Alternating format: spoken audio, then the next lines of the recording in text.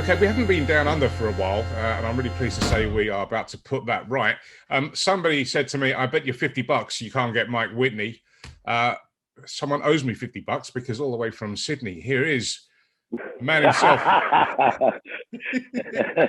That's a good. That's a great start, Dazzler. You've won 50 by having me on the show. Beautiful. No, when I finally get back to England, you owe me a pint when I get to England, mate. Have you got 50 in the pocket? With pleasure. So how's life in Sydney? What's going on? Mate, to be honest with you, I'm in lockdown at the moment. We've been locked down for a month and we've got another month to go. COVID's raised its head again in Sydney. Look, there's a lot of people that have got it. There's, with all due respect to the people who have passed away, there's been half a dozen people who have passed away in the last couple of weeks. But as you could imagine, I mean, you live in the UK. You were nearly locked down for a year. I had a daughter living in the UK last year, and luckily she's been able to get back. But it's all the businesses that just clung on last year, all this sort of stuff. And I've just actually, in a cricket sense, just had a discussion with some people at Cricket New South Wales about maybe there's going to be a staggered start to our club cricket this year, which we had last year. We had first and second grade start, and then a month later the lower grade started because no one knew what was going on, whether the ground's going to be available, were people going to be able to work, whatever. So we're sort of in a situation like that at the moment, and that's a bit strange, not being just able to go out. If, you walk into a shop, you've got to have a mask on.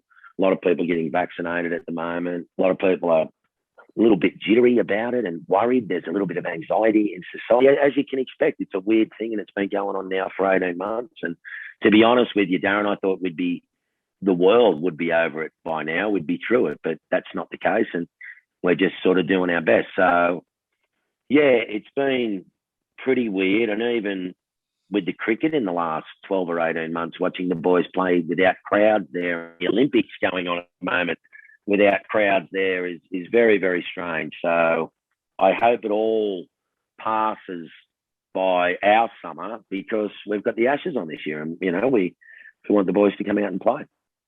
What's the feeling about the Ashes? There's a few people here starting to say, to question whether it's going to go ahead or whether players are going to travel. What's the feeling locally? Those questions are being raised now. I mean, look, this is the worst that Sydney's been. Melbourne's just come out of a lockdown. I have another daughter who lives in Melbourne. South Australia, Western Australia, Queensland are not too bad. So I would expect that if there's still problems when it's going to go ahead, and if Sydney was still in a lockdown, they'd just move the Sydney test to somewhere else and it wouldn't be played here. So I think we've got the options to do that. But, mate, everybody's very, very keen to see some good cricket played, and particularly the Ashes, mate. This is the ultimate, I mean, God, I know for you, for me, for anyone that even has got the most passing interest in cricket, the Ashes is, to me, the biggest thing. I love it. I love the battle, the competition. Just it's the thing I look forward to, I think, more than anything, really. If you and I got really lucky, my first two tests, I pulled out of obscurity back in 1981 and played in Botham's Ashes.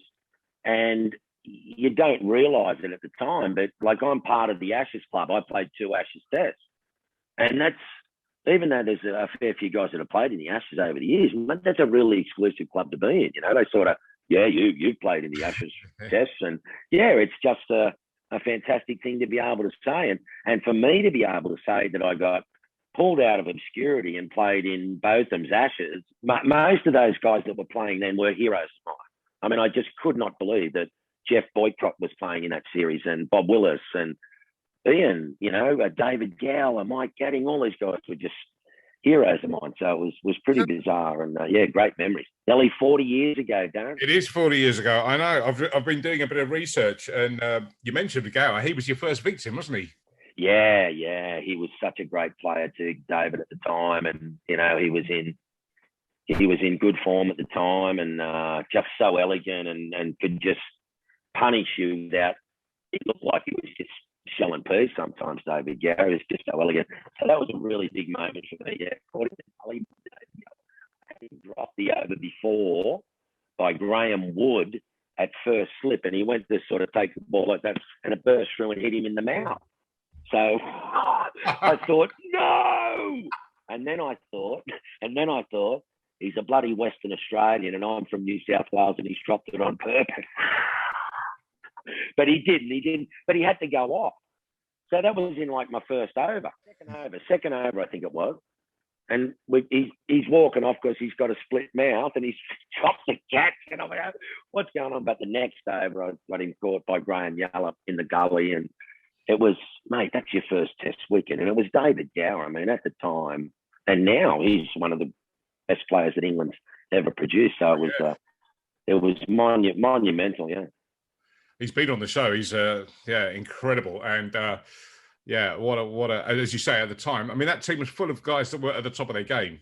But I'm interested in your story because it's a real fairy tale story. Because there you are in Fleetwood. You know, you're a young Aussie guy. You come up and doing what a lot of young Aussies do: come and play some cricket in England, play club cricket. You're at Fleetwood. You played a couple of games for Gloucester, and then the phone rings, doesn't it? Yeah. And I was sitting on the balcony at Cheltenham. And I was playing this game for Gloucester, and I was still playing for Fleetwood on the weekends. But when I was available from them midweek or a Sunday John Player League game, they released me and I went to play. And it was just so wonderful of Fleetwood Cricket Club, a club in the Northern League in Lancashire, to give me that opportunity. But we're playing against Hampshire. They had Gordon Greenwich and Malcolm Marshall in their team. So whether we batted or bowled, it was going to be fun. But we were batting. And I remember Malcolm just running in like, you know, he was just at the top of his game as well and continued for another 10 years. He was very special. But the room attendant brought a phone out and said, oh, you know, Mr. Whitney, you want it on the phone?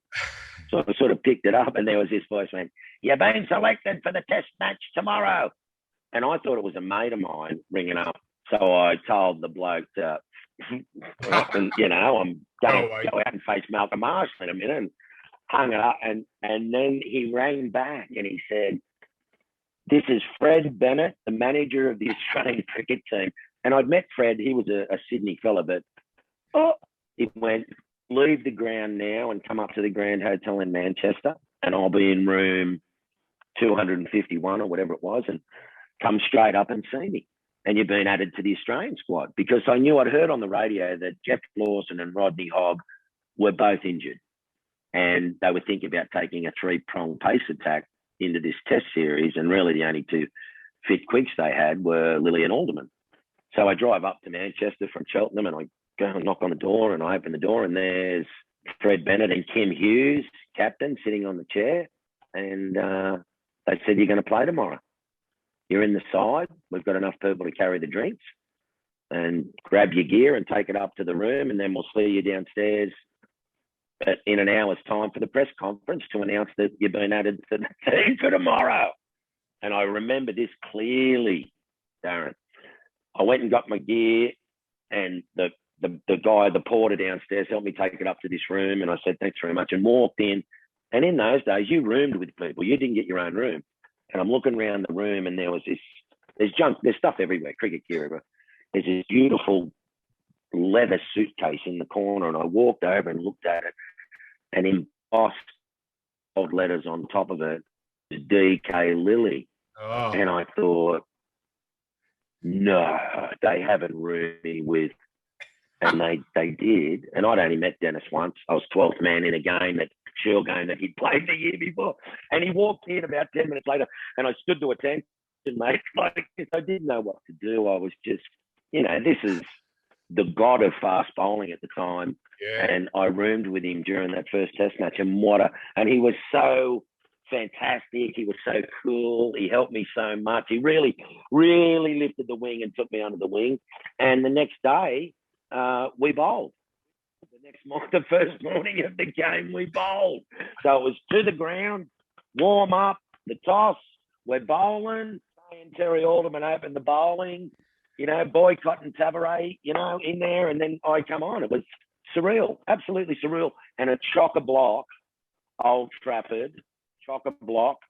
And I'm playing at Fleetwood. So half of Fleetwood have come down for the opening day because I rang them and said, I'm playing. Like, I'm in the 11. I'm not 12. I'm playing. So half of Fleetwood have come down. They all got on the drink, and then I got a couple of wickets, and it was magic, mate. And it's nearly 40 years ago. It's 40 years ago on the 13th of August. Oh, incredible. I mean, just to hear you mention those names. Incredible. I mean, you must have been pinching yourself. I mean, I can't even imagine being in that situation. It was, Alan Knott keeping, John Embry bowling. I mean, it was surreal. It was that surreal. And look, I got to stay with the team, and we played a couple of first-class matches. We played a one-dayer at Leicestershire. We played a three-dayer at Hove against Sussex. And then we were back to play the sixth test at the Oval, which I played in. And then for some reason, there was a day-night one-dayer against Gloucester, which had already been planned. So I went down for that, and I played against Gloucester, for Gloucester against Australia in that match. And then I went home. And I got back to Fleetwood, and there were signs across the road at Fleetwood, "Welcome home, Mike,"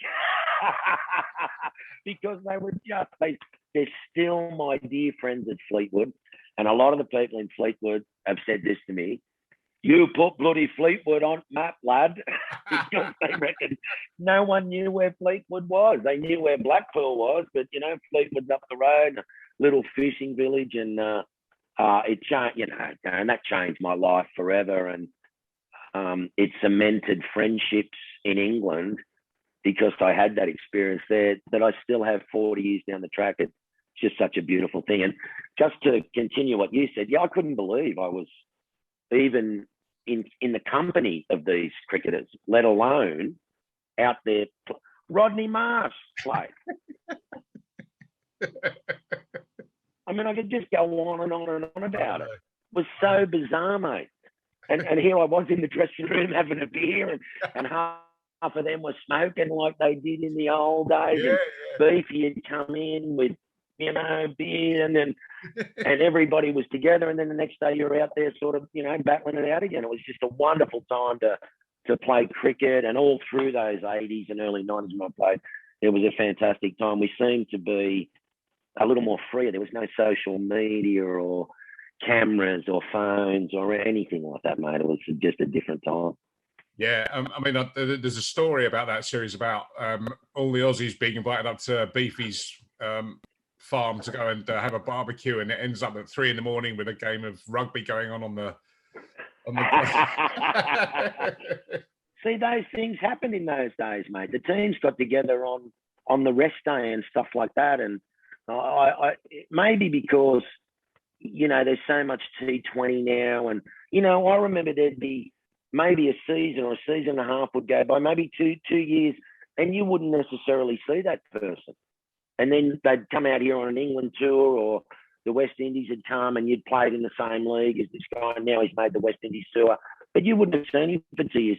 These guys see each other all the time now, and they're playing the IPL. You're playing, Coley versus Smith in a test series.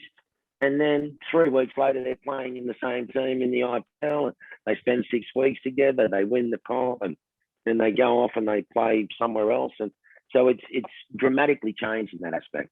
Yeah. I was thinking about watching the football the other week, that when we were kids, when you watched the World Cup, or even up with cricket with the Ashes, you were playing guys that were kind of like mystery characters. Like in the football, you were playing Brazil or you're playing Italy or whatever. And in cricket, when you're playing Australia, you're playing New Zealand. These are guys that you've never seen before. But you see now, in all sports, because everyone plays together, like you say, then there's a kind of the magic has gone a little bit to me, the mystery. Yeah, it's certainly changed in that aspect, and there's so much sport on. And for cricket, with the advent of T20, you can go and play in 6, 8 or 10 tournaments around the world and not play any other cricket if you want to, if that's the way you want to go. And then there's other tournaments going on, and they're playing around the world, and they play so much more cricket now than what I did when I was playing. So, you see, but I don't know whether I would have wanted to see some of those guys more often.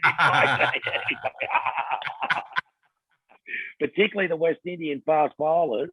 Jesus, they were good blokes, but, mate, that was scary. Right through my whole career.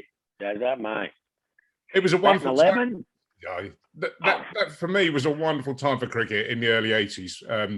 That Australian team you were part of, the England team, the Windies, incredible. I mean, it wasn't just the bowling, but the batting. Beefy tells a story about spending all morning trying to get out Greenwich or Haynes, and eventually you do that, and then you celebrate it, thinking, yes, we've got a wicket, and then you turn around and look at the pavilion steps, and there's King Viv strutting down, chewing his gum. Everyone, Kiwis had Richard Hadley and that Crowe. was it. And Martin Crowe was special. Yeah, very special. Richard, special. But that was right, Viv would come in after that. And then even if you got Viv out early, you look up and there's Richie Rich coming out the gate. And after that, it's Carl Hooper and Gus Logie.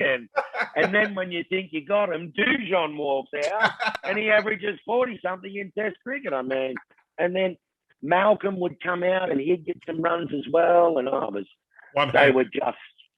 they were almost, mate, almost perfect. Through some of those years, they were almost perfect. So hard to beat, so athletic. The fast bowling was so skillful. I mean, they weren't only quick, they were really skillful. And then you had guys like Viv, and Beefy could do this. Adam Gilchrist could do this. There's not too many players that can go out and maybe be under pressure, and in half an hour they've absorbed that pressure. Then they start turning it on you, and within an hour they've flipped the pressure around so it's on you, and in another hour you're under severe pressure because they've just cut loose. That was Viv Richards. Unbelievable, mate. I'm happy to sit back now all these years later. Yeah, played against him. Something unbelievable to think I played Test cricket and one-day cricket against him and got him out a couple of times too. Unreal, mate. Unreal. It's just a thought just crossed my mind, actually. I know you like your music and you play in a band. You ever thought of calling it, you do covers and stuff? What a great name, Fleetwood Mike. I'll have to mention that to the boys. I don't know how that'll go down. You can have that. You can have that. I love it, Dad. Thank you. You don't owe me a pint now. It's all right. So let's talk about post-cricket, because our Aussie listeners will know Mike Whitney for all kinds of things, but for maybe some of our international guys who know you from cricket, but that's only half the story. And then is it true another phone call comes through when you hung your boots up and you're moving into this TV career, and Gladiators, Who Dares Wins, Sydney Weekender. I mean, incredible career, like 27 years that Sydney Weekender's been going. Yeah. How did I know that come about? it's been unbelievable. I think if I think back about it now, I was doing a hell of a lot of after dinner speaking, and I actually started a promotions and marketing company with some other partners immediately after I retired, within a month. So I sort of retired February 1994. About March, April, I got an invitation to be part of this company. They had a motor racing series. They were managing Michael Slater and another girl called Zoe Goss, who was in the Australian women's team at the time, and a few other projects going ahead. So I got in with those guys, but I was doing a lot of speaking, and I spoke at this function, and the next day in the office of the promotions and marketing company, my phone rang and I picked it up, and there was this guy from the ABC, which is like the BBC in England. Yeah. And he said, I produce these television shows, and I saw you speak at this function, and I thought you were hilarious and really good. And the guy that was going to host this TV show can't do it anymore. So would you like to host this TV show? And I went, well, mate, I've just started a promotions and marketing company. I just can't walk away. Mate, 2 hours later, he walked in the office, that guy, and sat down. And so when he left, my two partners said, oh, was that sponsorship or what was it? I went, no, it was a guy that wants me to host a television show for him. And they said, why don't you go and do it and try it out? So I went and did this show called Great Ideas on the ABC. Did 13 episodes. It was all over within 2 months, and then it went to air. On the back of that, a guy I used to play cricket against called Chris Chapman was running the 7 network in Sydney. And he saw me on that ABC show. And then Chapo rang me up and said, why don't you come out to Channel 7? Because most cricketers retire and go and work for Channel 9 because they had the cricket at the time. So I went out to see Chris. He said, we've done 13 episodes of this show called Sydney Weekender. This was 1990. And if you want to start on January the 1st, 1995, you can learn the road by doing this show, Sydney Weekender. So I went okay, and I signed a 3-year deal with them. And within 3 months, Gladiators had arrived in Australia, and I was asked to be the referee of that. And very soon after that, a couple of English guys who were living in Australia came up with the concept of Who Dares Win, and they wanted me to be the host of that as well. So within like 4 months of starting at Channel 7, I was doing Sydney Weekender, which is a state-based show, 5:30 Sunday afternoon, Who Dares Wins and Gladiators, which were prime time, massive shows. So for the people that only knew me from cricket, all of a sudden there was this other audience that started to know me from television. And it's pretty much been like that for the last 30 years. And I'm still at Channel 7. I've been there 27 years now. And they've been very gracious, and I've had a fantastic time. Yep. No complaints at all, mate. So in the UK, we all know about Gladiators, and it's kind of like a cult show. It's not running anymore, but Who Dares Wins. I've done a bit of research and looked on YouTube, and make sure you say hello to Tanya when you see her next time. She still looks fantastic. Don't worry about that.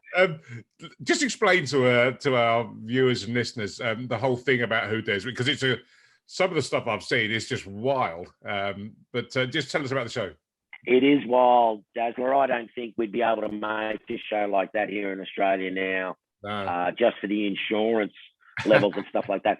But these two guys, David Mason and Adrian Brand, who had worked together in London and had both come to live in Australia at different times and got together again and got their creative juices going on Long Reef Golf Course in Sydney. Because I asked them, how did you think this show up? And they came up with this idea. See, in Australia, and probably didn't do it, when I was little, it was, I'll dare you to do that. I dare you. I dare you. And the dare thing was pretty big when I was a kid. So they come up with this idea to dare people to do things on camera, and a small dare was like $50. So what was a small dare? That or eat a live earthworm for $50, or a chili that we know was going to burn the guy's mouth out and he's not allowed to spit the chili out for 30 seconds or something like that. So they were small dares. That was called a street dare. Then there was a mini dare, which was a little bit more risky. And that could have been for $300 or $400 or $500. And then at the end of the show, there was the main dare. And if you completed the main dare, you got a free holiday around the world. And the main dare was reliant on people writing letters in to say, my husband's a great bloke and me and my kids love him. He works so hard, but he definitely needs something in his life to put a rocket up his ass, basically. Yeah. And in the end, Darren, our show was that popular that we were getting like 15,000 letters a week. Wow. For like one contestant for the main dare per show. So the girls would go through these letters and we'd find these people. And if it was you, for example, I'd be sneaking in behind you right now without you knowing, with a camera crew, and grabbing you on the shoulders and going, Dazzler, Mike Whitney from Who Dares Wins. We've organised with your boss and your family. You've got to come with me right now. And then we took them somewhere and we put them up in a helicopter or whatever we found out what their main fears were. And then we said, away you go, champion. It's up to you. And if they didn't do it, Tanya and I had to have a go at it, which was pretty scary, bro. I'm telling you, some was really scary. And if we didn't succeed after having a go or said, no, I'm not doing that, a stuntman then did it to actually show that it could be done. Yeah, the show went for about 3.5 years. And then because of insurance problems in Australia, one big insurance company over here collapsed. So around 2000, something like that, or the late 90s. And the bottom line then, it just wasn't profitable. So those guys took that show like to 7 or 8 countries around the world, and it was a huge hit. And it was one of the first reality TV shows ever. Yeah, and I guess it works because it's kind of the man in the street and unsuspecting people. I don't think it would work if you got top guys on, or I mean, I'm sure you probably did get applications from people. I can do that. Yeah, go on, bring it on. But it doesn't work so well with that, does it? I used to get pulled up on the street a lot when we're making the shows, and guys would say, "Oh, mate, I'm in the army and I'm SAS, and I'll do any dare on the show." And I'd have to say to them, "Hey, brother, we don't want you on the show. We want the bloke who lives 3 doors down the road from me, who's just a normal bloke, and his wife's written in." And a lot of the letters would say this too, Darren, which you got to laugh. A lot of the letters would say, "My husband watches the show every week and tells our children that you do any dare on the show." So, of course, they were pumping up their own socks. And when I'd put my hand on their shoulders and they'd turn around and see me with Who Dares Wins and the crew, and some of it was really testing, mate. Some of it really, really tested these people, maybe not so much physically, but up here. And some of those people went on to write books, get on the after dinner speaking circuit. Some of the people we had on the show was really crazy. Yeah. Oh, fantastic! And you still remembered when I just talked to a couple of my Aussie friends and just said, "Oh, I'm going to have Mike Whitney on the show." Oh, Mike Whitney, legend! Yeah, Who Dares Wins. Make sure you ask him. Make sure you ask him about the woman that made a banana smoothie with her feet by stomping on it and making her friend drink it. That was the kind of thing. Stuff like that. I used to go into our office, Darren, and they had a whiteboard up on the one, and it would have "Man feeds shark with metal glove on." And I'd read it on the whiteboard and I'd go, "What about the rest of his body? He might have a metal glove on the hand. That's all right. But it's a shark." So, yeah, and yeah, all of this, woman makes banana smoothie with feet and then partner has to drink it. But people would do it, mate. We would get back to the office and say, for $50, why would that dude would have possibly done whatever it was? And we realised that it's so trimmed. It's like the 30 seconds of fame. I'm on the telly and there's people around. And we used to get big crowds in the shopping malls cheering these people on. Yeah. And it was like they didn't want to let the crowd down to eat a sheep's eyeball. It probably gave the idea for I'm a Celebrity, years later. But fantastic. And Sydney Weekender still going, as you say, every Sunday afternoon, 5:30 on ABC, is it? Or you're in the local? No, Channel 7. Yeah, 7 network, which is right across Australia, but we're on 7 Sydney. Mate, now that I'm nearly a 30-year veteran of the television industry, I can say this: if you get a couple of series or a year, 2 years, 5 years, mate, that's been a huge success. You've made some money, you've paid all your bills, you've done good. But Sydney Weekender is in its 28th year this year. Yeah. And I've been hosting it for 27 years. And shows, unless it's Coronation Street or something like that, shows just don't last that long. So it's a real testament to the people that I've worked with who have been running the show, because things aren't the same today as what they were 28 years ago. And we've had a couple of different executive producers, and as life has changed and social media's come in and people go away on holidays in different ways now, and Airbnb and all sorts of things have changed, we've just morphed and molded with those changes to still be really current. All of the other people that present on the show are really, I'm the oldest by a long way, mate, and they're all really young, fresh, handsome young blokes and beautiful looking girls with a lot of energy, and they're all out there presenting our state, New South Wales, which is something like 3 million square miles. I think England fits into, not the UK, but England fits into New South Wales like 8 times. Huh. So there's so much to see just in our state, and we've never run out of things to do, and we've made like 1,150 episodes of the show. Yeah, I thought I was doing well on 98 Not Out in 2.5 years, and still finding stuff every week to talk about from cricket. But who knows? I could be doing my own TV show in 2 years' time. So tell me then. All right, it's fun, mate. I'm gonna. So let's say, right, I'm arriving on a plane tomorrow, and you're meeting me at Sydney Airport. what are we going to do for a weekend? Sell me Sydney if I've got the must things to do on a weekend in Sydney. Forget about the virus. You know, all bets are off. Dazza and Wits out in Sydney. What are we doing all weekend? Well, being from England, you'd definitely be coming out here in the summer, and because that'd be your winter, and you definitely want to go down the beach or do something near the beach or Sydney Harbour, from fishing and diving to the boat cruise, go sailing. You can go on boats. You can go whale watching at the moment in the middle of our winter. The whales are just jumping off the water in Sydney. But I live a couple of beaches south of Bondi.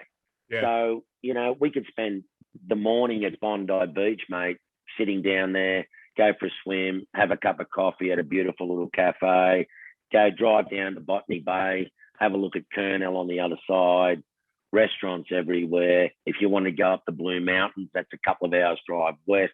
Absolutely sensational. National Park, Indigenous history up there, all sorts of stuff. Hunter Valley as well is only 2 hours north. That's our closest wine district to Sydney. Absolutely beautiful, mate. And if you head south, where my sister lives, a couple of hours south down the coast of New South Wales from Sydney, it's almost getting a little bit like England, green rolling hills and cows in the paddock, and there's a couple of stone fences down there. The beaches are down there are beautiful. A lot of national parks as well. So, yeah, I could fill a Saturday, Sunday for you, mate. No problem. Absolutely. Mike, listen, I'm not going to take up much more of your time. Really grateful that you took the time to join us, and many, many thanks for being an absolutely superb guest on 19 Round. Good on you, Darren. Thanks, mate. Congratulations with the show, mate. Absolute beauty.